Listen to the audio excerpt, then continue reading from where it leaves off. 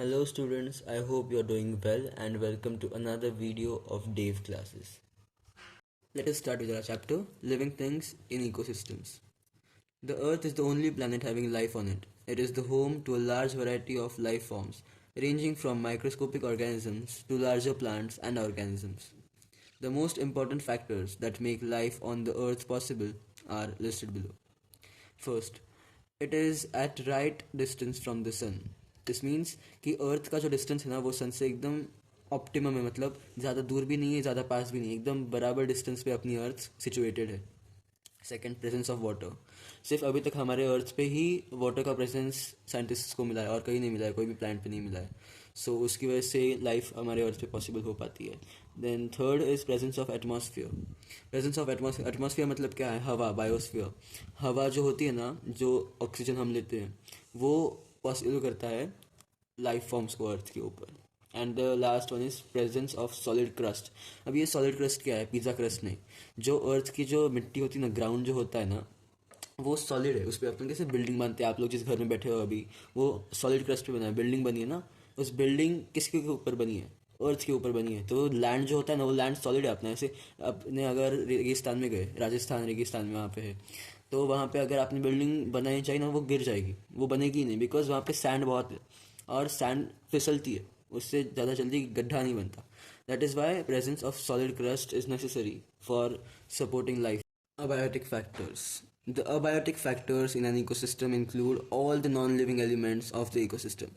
Abiotic मतलब क्या होता है? non-living, जिसमें जान नहीं होती. बायोटिक मतलब बायोलॉजी, जिसमें जान होती है. हम biology, human body, animals, plants की स्टडी करते हैं ना, तो वो बायोटिक, बायोलॉजी ऐसे आप रखो. और अबायोटिक मतलब non living, non living. Now let's start with it. Air. In a terrestrial environment, air surrounds the biotic factors. In an aquatic environment, the biotic factors are surrounded by water.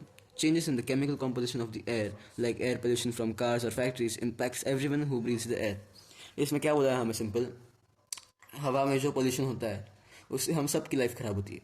हमारे ऊपर मतलब हम toxin, जो गंदी चीज़ें होती है, car का स्मोक, वो सब हमारी बॉडी के अंदर इनहेल करते हैं थ्रू एयर, क्योंकि एयर में वो बढ़ जाता है, कंटेमिनेशन बढ़ जाता है एयर में. तो वही दिया है, ये पॉइंट वही है. सॉइल.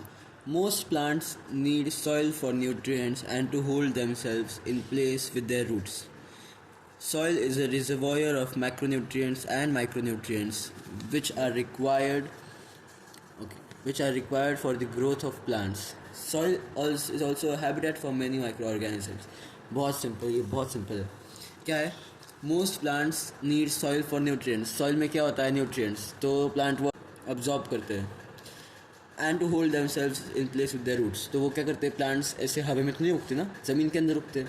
तो वो ज़मीन के अंदर उनके रूट्स स्ट्रॉन्ग पकड़ते, ज़मीन पकड़ के रखते हैं नीचे से, ऐसे ज़मीन को नीचे से पकड़ के रखते हैं. तो क्या होता है? ऊपर से हमने उखाड़ना पड़ता है. हमें देखो ताकत लगती है. हम अपना एक प्लांट उखाड़ के देखो, वो ईजिली नहीं आएगा, आपको बहुत ताकत लगानी पड़ेगी, क्योंकि उसके रूट्स इतने डीप सॉइल में गए हैं. वो बात बोली इधर. और फिर वही पॉइंट है फिर से, reservoir for micro and micro nutrients which are required for growth of plants. Soil is also a habitat for many microorganisms. So soil में क्या रहते हैं? बैक्टीरिया, फंगे, सब कुछ वो सॉइल में ही रहते हैं. माइक्रोऑर्गेनिज्म कौन से होते हैं? अर्थवर्म्स, है ना, बहुत सॉइल में होते हैं. वो भी सॉइल में ही रहते हैं. माइक्रोऑर्गेनिजम्स, वो माइक्रोऑर्गेनिजम्स की कैटेगरी में ही आते हैं. Next is water. Water is essential for life on Earth. The fact that water is essential to the chemical reactions within the living organisms is one of the key components for photosynthesis and is the placeholder in cells. Water also serves as a living environment for aquatic creatures. As such, changes in quantity and quality of water impact living systems. Water also has mass, creating pressure on aquatic environments. Clouds can even be the controlling factor in some ecosystems, such as the cloud forests of tropics where plants draw their moisture from the air. तो ये point I think आपको explain करने की ज़रूरत नहीं, क्योंकि बहुत simple language में दिया है टेक्स्ट बुक में, आपको रीड करके ही पता चल जाएगा. नेक्स्ट हम आएंगे लाइट के ऊपर. Lack of light in deeper ocean prevents photosynthesis, meaning that the majority of life in the ocean lives near the surface. Differences in daylight hours impact the temperature at the equator and the poles. The day-night rhythm of light impacts life patterns including reproduction for many plants and animals. देखो, अपना ocean ना बहुत deep है, तो उधर ना sunlight जा नहीं, फिल्टर हो जाती है बहुत सारी सनलाइट और नीचे तक पहुंच नहीं पाती। और फोटोसिंथेसिस अगर आपने पढ़ा होगा, अगर ध्यान दिया होगा स्कूल में, तो फोटोसिंथेसिस करने के लिए ना sunlight is a vital thing. Sunlight के बिना वो हो ही नहीं पाएगा। तो सनलाइट जब नीचे नहीं जा पाती तो कैसे करेंगे फोटोसिंथेसिस? कोई ऑप्शन है ही नहीं। इसलिए ज़्यादातर जो वाटर की सरफेस होती ना, अब वाटर, सपोज अभी ये वाटर है ऊपर का और नीचे ओशन जाता है, ये तो नीचे सारा ओशन है, ये ऊपर वाटर का है ना, झील बोलते हैं, हम इधर ऊपर बोट चलाते, शिप चलाते, ये शिप है। तो बहुत सारे प्लांट्स आपने देखा होगा, आप नदी वगैरह जाते हो, एल्गी, फंगी प्लांट्स, ये सब ना इधर उगते, वाटर के ऊपर उगते, ऊपर मिलेंगे सरफेस पे। नीचे डीप ओशन में आपको ज़्यादा प्लांट्स नहीं मिलेंगे, उधर कोरल्स वगैरह मिलेंगे आपको, बट ज़्यादा प्लांट्स जो होते हैं ना, ग्रीन प्लांट्स, वो आपको ऊपर ही मिलेंगे सरफेस पे वाटर के। तो वही पॉइंट इसमें दिया है लाइट के अंदर कि फोटोसिंथेसिस के लिए ना लाइट, सनलाइट बहुत एसेंशियल है। नेक्स्ट हम आएंगे टेम्परेचर के ऊपर। Most organisms require relatively stable temperature range. Mammals even have internal mechanisms to control their body temperature. Temperature changes, especially extreme and sudden changes that go beyond an organism's tolerance, will kill or harm the organism. Interaction of abiotic and biotic factors. अभी देखेंगे हम biotic और abiotic factors का interaction. Let's study क्या है। ये diagram है biotic और अबायोटिक फैक्टर्स का, या आपके टेक्स्ट बुक में भी होगा। नेक्स्ट हम नीचे आएंगे अभी। A major difference, I think नहीं, ऊपर से शुरू करना है। A major difference between biotic and abiotic factors is that a change in any abiotic factors impacts the biotic factors, but changes the biotic factors do not necessarily result in changes to the abiotic factors. For example, increasing or decreasing salinity in a body of water may kill the inhabitants in and around the water, except maybe few bacteria. अभी ना ये जो paragraph है ना, ये पूरा paragraph, ये बहुत लंबा और बड़ा पैराग्राफ है और ये पूरा थियरी है। सो आपको क्या करना है ना, ये पैराग्राफ आपको, अभी मैं थोड़ा सा इंटरेक्शन भी होना चाहिए हमारे वीडियोस के अंदर, हमारा इतना यूट्यूब चैनल में इतना मेहनत ले रहा हूँ, थोड़ा सा इंटरेक्शन होना चाहिए। तो पेज नंबर 30 के ऊपर का जो पैराग्राफ है, ये इतना बड़ा, ये आपको पढ़ना है। इस पर आपको जो डाउट आएगा वो आपको कमेंट करना है। मैं 100% रिप्लाई दूंगा, जिसमें मैं गारंटी। आप अपना डाउट कमेंट करना, मैं उसका रिप्लाई दूंगा। ये डायग्राम है इसका, ये भी अगर नहीं समझा तो मुझे पूछना है। नेक्स्ट हम आएंगे ऑर्गेनिज्म पे। तो आपको मैंने क्या होमवर्क दिया है, interaction of biotic and abiotic factors. देखिए ये वाला point, interaction of abiotic and biotic factors, ये होमवर्क है। जितने भी लोग वीडियो देख रहे हैं, आप सबको कमेंट करना है। सब कुछ समझ आ गया फिर भी कमेंट कीजिए, बिकॉज कमेंट से ना इंटरेक्शन होता है, मुझे समझ आता है कि मुझे नेक्स्ट वीडियो बनाना चाहिए या नहीं। क्योंकि इस चैप्टर के मैं फ्री नोट्स भी अपलोड करने वाला हूँ। मैंने प्रीवियस चैप्टर के भी प्रिपेयर किए हैं, थोड़े से उसमें चेंजेस है लाइट, तो वो इस वीडियो के बाद कुछ दिनों के बाद आ जाएंगे। मैंने कॉमेंट पढ़ा, थैंक्स फॉर दैट कॉमेंट, कि उनको वीडियो फ्री नोट्स चाहिए थे। सो आई विल मेक श्योर कि वो आप तक पहुँचे। ये चैनल में हम पूरा EVS का सिलेबस कवर करने वाले हैं, ग्रेड 9 का, विच इज़ दिस बुक। उस वाल की एनवायरमेंटल साइंस टेक्स्ट बुक हमें पूरी कवर करने वाले हैं इस चैनल पे पूरे साल भर में, and that to quality education, वो भी फ्री में। सो आई गेस आपको सब्सक्राइब करना वेस्ट नहीं जाएगा। ये हम सारे चैप्टर्स करने वाले हैं, फ्रॉम अंडरस्टैंडिंग आवर एनवायरमेंट, जो कि वीडियो बन भी चुकी है, till agriculture. Begin with organism. An organism refers to any individual living thing that can react to stimuli, reproduce and grow. Human beings, plants, animals, and microbes are individually organisms. Organisms need other biotic and abiotic factors to survive and carry out their life processes. The organism performs all life processes independently. However, parts of organism cannot exist independently of one another. An organism is fully adapted to its environment.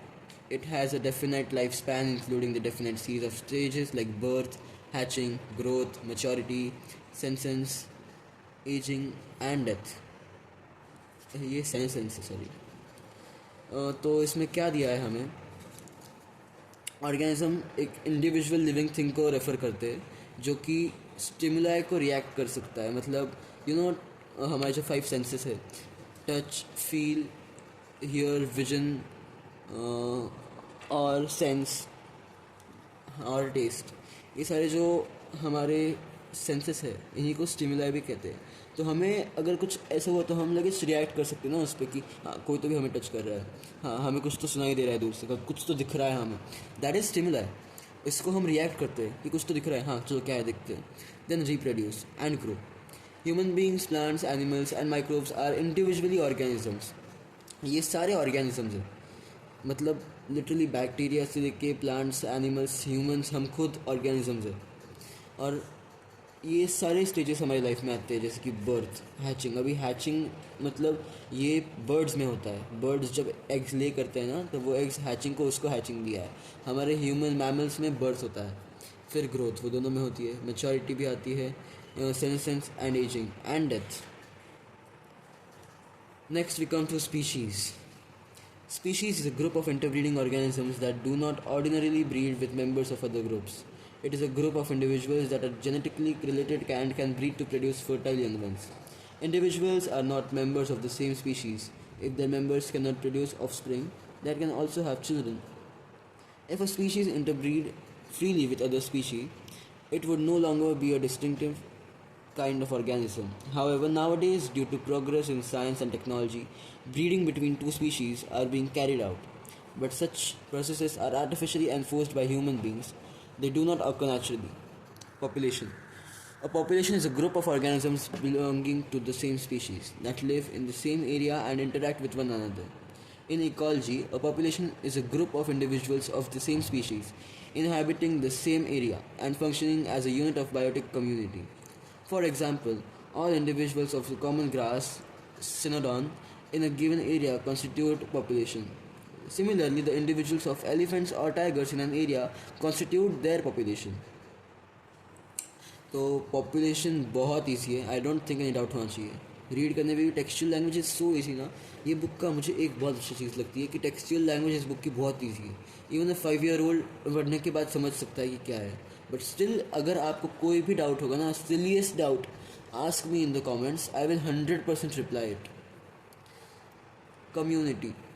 A community is all of the populations of different species that live in the same area and interact with one another. A community is composed of all biotic factors of an area. Biotic community organization results from independence and interactions amongst population of different species in a habitat. This is an assemblage of populations of plants, animals, bacteria, and fungi that live in an area and interact with each other. A biotic community is a higher ecological category to the next population. There are 3 types of biotic communities. They are animals, plants, and decomposers. That is bacteria and fungi. A biotic community has a distinct species composition and structure. 7th one is ecosystem. The ecosystems are parts of nature where living organisms interact amongst themselves and with their physical environment. An ecosystem is composed of a biotic community integrated with its physical environment through the exchange of energy and recycling of nutrients. Ecosystems can be recognized as self-regulating and self-sustaining units of landscape. Example, pond or a forest. ये diagram दिया है आपको. ये diagram में आपको ecosystems के बारे में पढ़ा है. मतलब पूरा individual, population, community, ecosystem, biosphere, ये सब दिया है. And it is such interesting chapter. इतना इंटरेस्टिंग है ये चैप्टर ईवीएस का. Class 9 EVS is vast, heavy है थोड़ा सा, बट इज़ वेरी इंटरेस्टिंग. चलो आपको सिर्फ समझना है. Next, landscape. A landscape is a unit of land with a natural boundary having a mosaic of patches which generally represents different ecosystems. Biome. This is a large regional unit characterized by a major vegetation type and associated fauna found in specific climate zone. The biome includes all associated developing and modified communities occurring within the same climatic region. Example, forest biomes, grassland and savanna biomes, desert biomes, etc. On a global scale, all the Earth's terrestrial biomes and aquatic systems constitute the biosphere. अभी हम आएंगे हमारे इस दिन के last topic पर, क्योंकि ये लेसन बहुत बड़ा है। सो ये लेसन मैं 2 पार्ट्स में डिवाइड करने वाला हूँ। ये जो है वो पार्ट 1 है, और अभी अगला पार्ट भी आएगा। अगर इस वीडियो पे रिस्पांस आया, आप लोगों ने कमेंट डाला, तो अगला पार्ट भी मैं जल्दी ही डालूँगा। But for that you all have to comment. शायद मैंने वीडियो के स्टार्टिंग में ये बोला नहीं था, मतलब मैंने रिमाइंडर डालूंगा फिर से। आपको मैंने लास्ट टाइम ही बोला था लास्ट वीडियो में भी कि ईवीएस की स्टडी आपको कैसे करनी चाहिए क्लास 9 की, क्योंकि आपका जो फाइनल पेपर बनेगा ना 80 मार्क्स का, वो ऐसे टीचर की मर्ज़ी पे नहीं होगा। अभी टेक्स्ट बुक में कभी कभार क्या करते हैं ना लोग, पेज बढ़ाने के लिए ना पब्लिकेशन वाले पेजेस बढ़ते हैं तो प्राइस भी बढ़ती है, कुछ एक्स्ट्रा चीज़ें डालते हैं फालतू की जो पढ़ने के लिए एसेंशियल भी नहीं होती।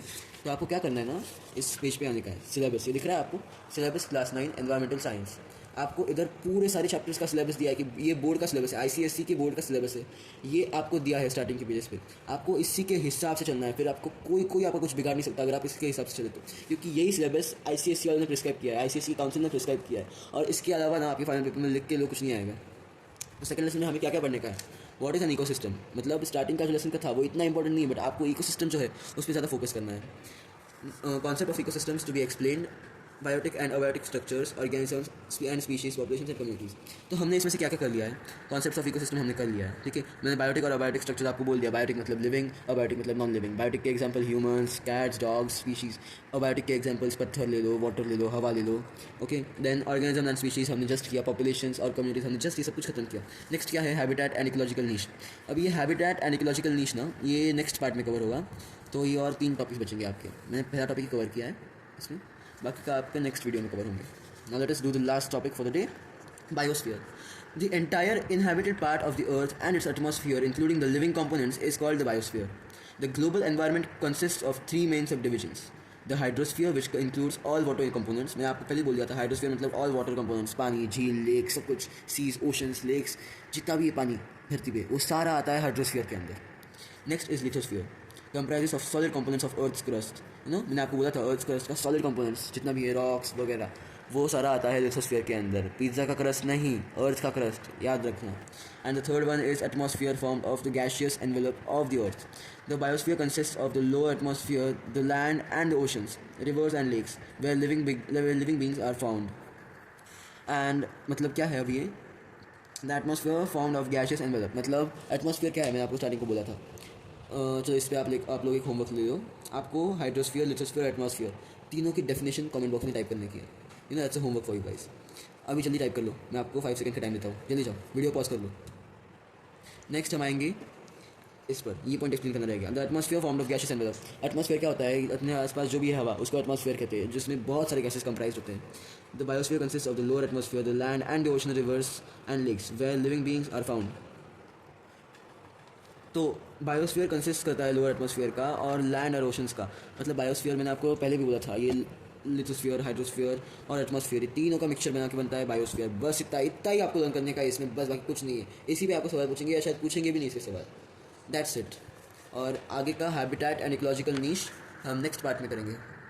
Till then stay healthy and happy. Good bye.